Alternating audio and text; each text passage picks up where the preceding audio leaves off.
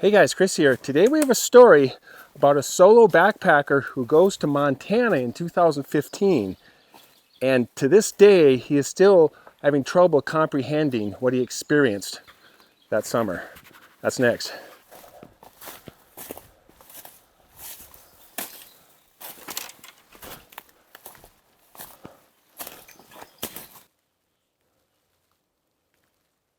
Okay, so I am in a stand of aspen trees, and there's a spring here that's really cool.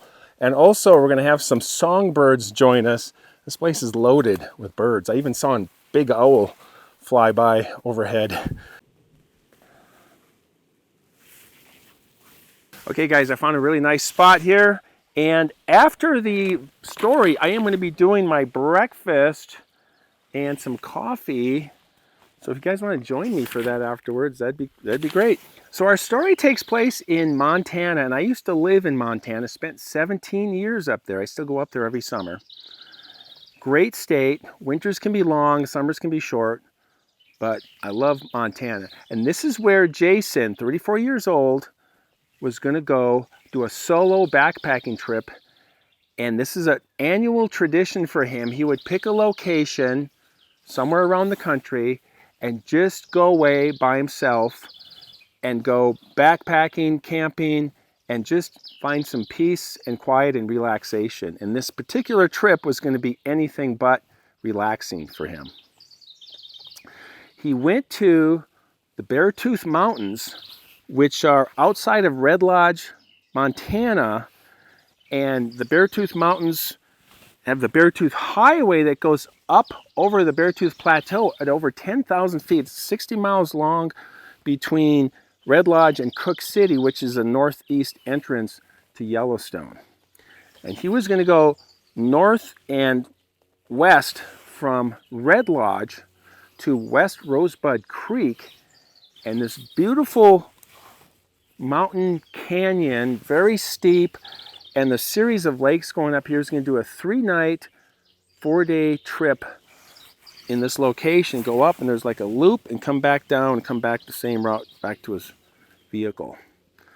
The Beartooth Mountains comprised of the Shoshone National Forest, Custer National Forest, and the Gallup National Forest off to the west. Very big area. The Absaroka Beartooth Wilderness is what it's called.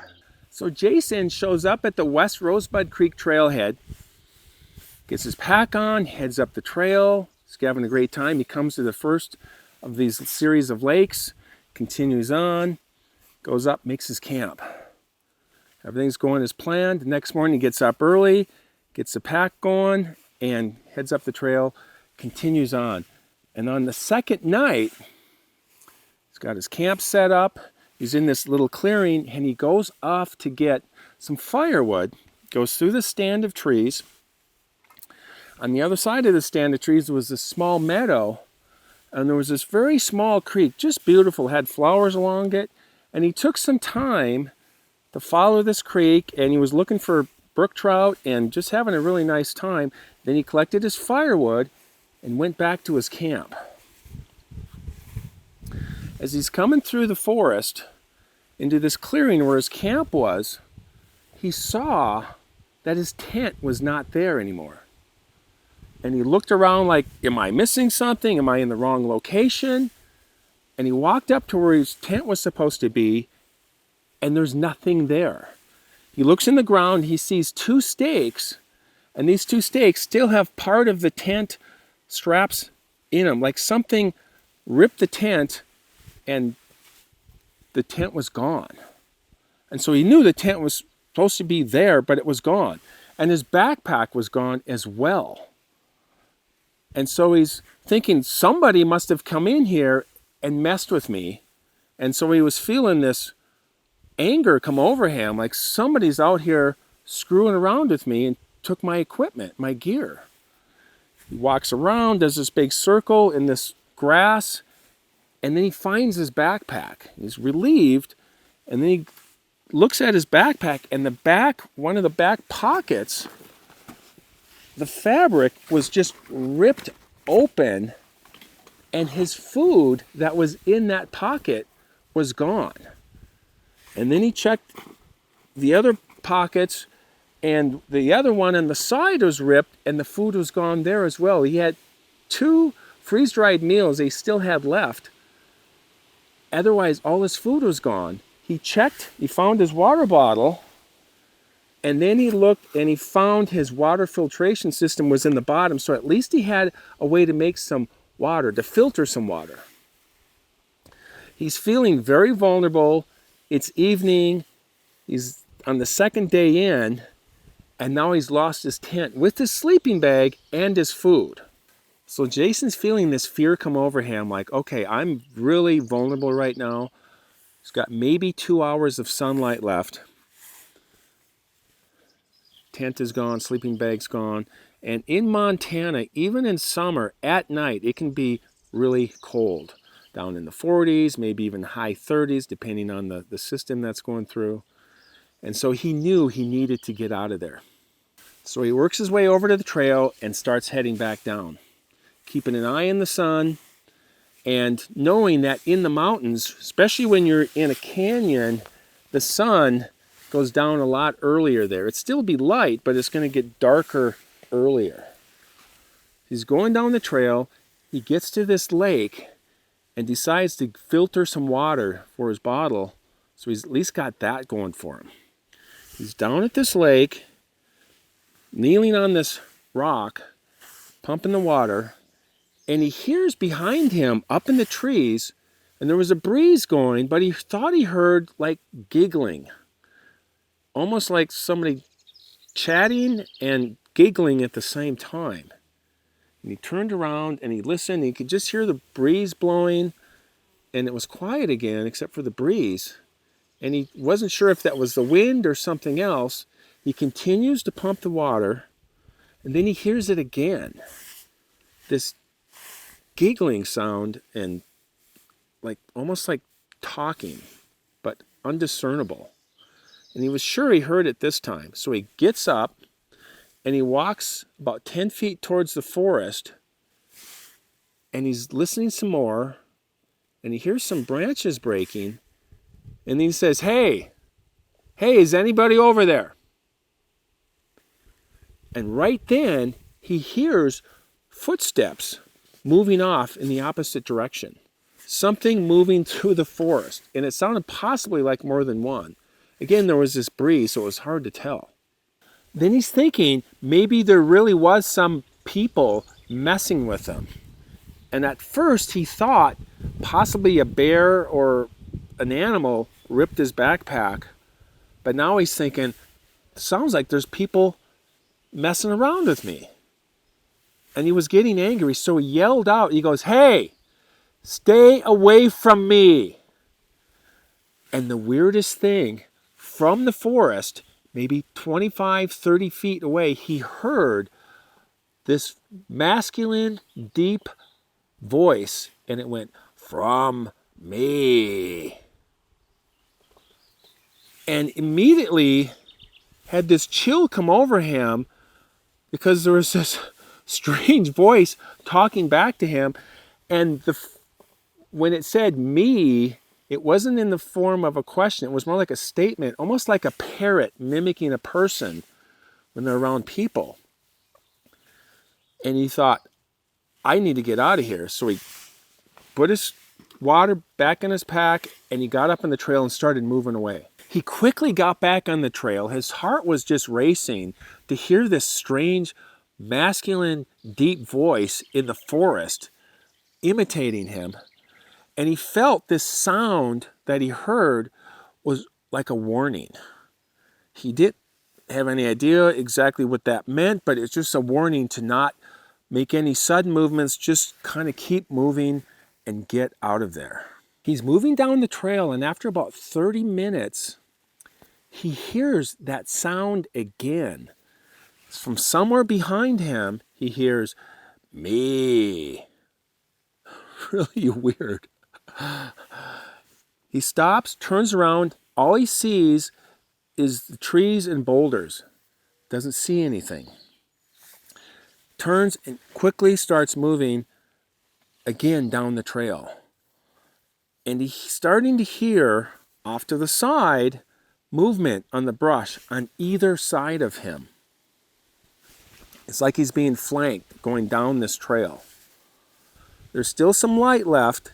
It's getting dark where he's at because of the canyon. And he's got to get out of there. He can clearly hear something on either side of him off in the forest as he's hiking. And he's hiking fast at this pace that he won't be able to maintain because he's such a hurry to get out of there. The sun's going down, his heart's racing, he's getting short of breath. And he hears movement again behind him. And he stops and turns around to look. Just kind of almost a defensive posture to fight off anything. And he doesn't see anything. He turns around and he's looking ahead. And what he previously thought was a tree that was up ahead, a tree stump, was now gone. There was a dark, shadowy, 6-foot tall tree stump, at least what he remembered, off to the right, and it was gone. And he thought his mind was like playing tricks on him. He continues on, and he is just stressed beyond belief. Jason's on the trail, and he comes to this stretch where the trees thin out. And now there's these stands of trees, and the trail kind of goes up this slope, like a side slope, and the trail is cut through this slope. So it's like this. And he now no longer hears anything on either side of him because it's open now, except for these stands of trees. So he's relieved about that. And he gets to this stretch where the trail's straight, and to his left or down below him, it kind of rises up this slight little, not even a ridge, but this hump on the trail. And then it drops below. And on the other side of this, as he's moving quickly down the trail, he hears some movement. And he decides to go off the trail and go up this little slope to see if he can catch whoever it is, if it's these people messing with him. He gets to the top of this little overlook. He's looking down towards the creek, and his heart sank. And he had shortness of breath because he was looking at what he thought was a very large man, but all dark. And this large man was moving in the opposite direction down this side slope below him, heading towards the creek at an incredibly fast rate. And he said the most surreal thing was he didn't hear a single sound. This thing was leaping from boulder to boulder and moving through this rock field, heading down to the stand of trees just above the creek. And his thought was, run.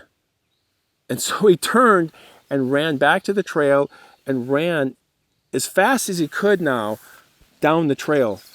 And his mind was telling him he saw a man, but he knew damn well this was not a man. This was something else. And it was hard to judge the size of it because there was no trees. It was just rocks. But he was thinking it was well over 6 feet tall and very dark, most likely covered with hair, but he couldn't really see. And he could not see the face because the shoulders were moving away from him. And it had this strange swinging of the arms from the shoulders, from the socket there, just this swinging. Whereas people run like this thing had like these straight arms swinging like this, running away. He was freaked out. He's moving through the trail, and now he's back in this thick forest. There's still just a little bit of light left, not much. He doesn't hear the flanking on either side.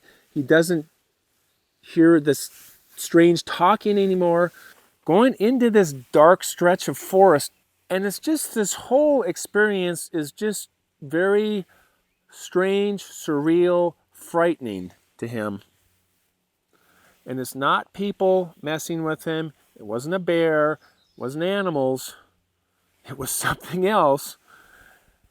And he's just got this out-of-body experience almost. Just this strange, dreamlike experience he's going through. And he's going through this dark stretch of forest, and he smells some smoke. and it smells like a campfire. So he's looking around, he doesn't see anything, he continues on, and he sees off to his right in the forest, and it's now almost dark, pretty dark, but he sees, looks like a campfire. And he gives him some hope, and he doesn't want to enter the forest, but with this light off in the distance, he decides to go in this dark forest and head for this light. You can see now there's a camp up ahead, and he's about 25 feet out, and he yells out, "Hey, my name's Jason. Do you mind if I come in?" Come in the camp. And he waits a moment, and then he hears this voice like, "Yeah, okay, come on in." And so he enters this camp, and he finds this elderly gentleman, and he starts talking to him, and he told him he's having some trouble. He lost his tent, and he didn't want to explain all the details, but he just wanted to let him know he was having some trouble. And the guy listened, and he said, "Yeah, that's fine." He was a little annoyed at first, but he thought, "Yeah, you can stay here if you'd like. That's fine. Do you have anyone else with you?" And he said, "Nope, it's just me." And it turns out this guy was doing the same route, but it was in the opposite direction. He was just coming in, and Jason was heading out. Jason was so relieved to have a campfire and somebody there, and took the pressure off him to try to survive that night without his gear in the darkness with all this strange stuff going on. And after about an hour, this guy said, "Well, you're welcome to just sleep right there. I don't have any extra gear for you, but the fire will keep you warm." And Jason was very happy with that. He had an extra jacket in his backpack, pulled that out, put it on, and then he used his backpack to lay his head on, and he was going to feed the fire the rest of the night, just keep the thing going. He felt really good by being near the fire. Somewhere in the middle of the night, he wakes up, and he's feeding the fire with the firewood, and there's a good stack next to this little campfire. And he thought he saw in the forest some eye shine looking straight at him. It was pretty high up too. And he looked at it for maybe 20 seconds, he looked away, and then he looked back, and it was gone. And his first thought was, okay, whatever this is, it seems to be possibly watching me. I don't know. I'm doing the best I can. I have at least have a campfire now. I got somebody right over here. He felt much better. And whatever this was just appeared to be watching him somewhere out in the forest. And there was nothing he could do about it. So he kind of let go. And when he was in the middle of this, and he was hearing this voice, and he saw this thing, this part of this warning became clearer to him. And this warning says, he might die. That was just this sense that he got. And all he could do was just keep moving. And so that's the warning that he got. At least what he believes. So the next morning, he wakes up, and this guy is really gracious to him, gives him a little bit of food, and he feels really good, like this got a full day here. I should be getting down to the car in an hour or so. And he departed, and they exchanged emails, and they talked a little bit back and forth, and he told him later exactly what had happened. And this older man listened to his story, and he didn't judge him or anything. And he said, yeah, I think it's very possible these things exist. I've never experienced anything like that myself. But that's what this elderly gentleman said.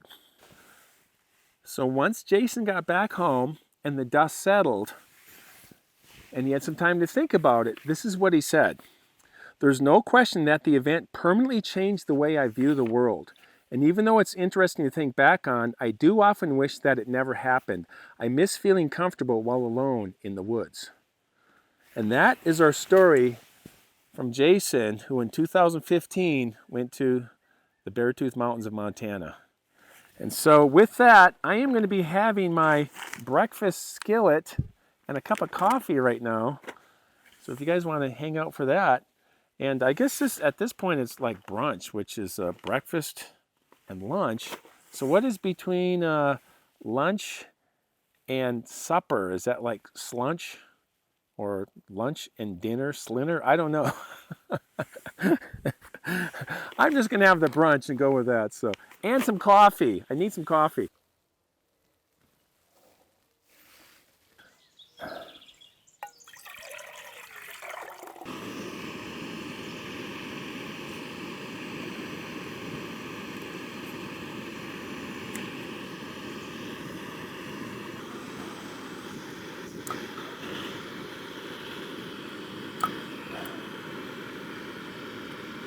Rocking here.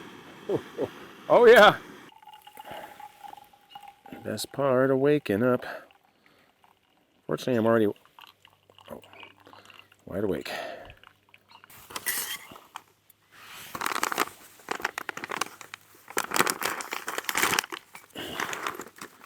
There it is. Oop, don't eat that. I do like that you could reseal it with a little Ziploc there. That's good. All right, hope we got enough water here. All right, pretty easy cooking. Just fill it up and let it sit for about 6-7 minutes, I believe. That actually tastes pretty good. It's a lot. This is like, it says 2 servings, but those are 2 huge servings. And I don't have Tupperware in a refrigerator to put this away in. If I was out backpacking and wanted to preserve this. So I guess you could just seal it up and eat it cold later. I don't know. Nothing. I don't like cold breakfast.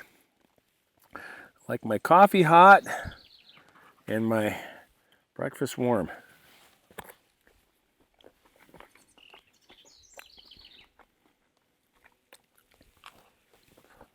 So it says egg, sausage, potatoes, and peppers. All right, well, I'm just going to cook that manually next time instead of doing this. But this is pretty good. All right, you guys. Thank you for watching. I appreciate you guys. And summer is coming up on us really quick. Really looking forward to that. And we will talk to you guys soon. Appreciate the comments. If you guys like what I do, like and subscribe. And we will see you next time. As always, keep hiking.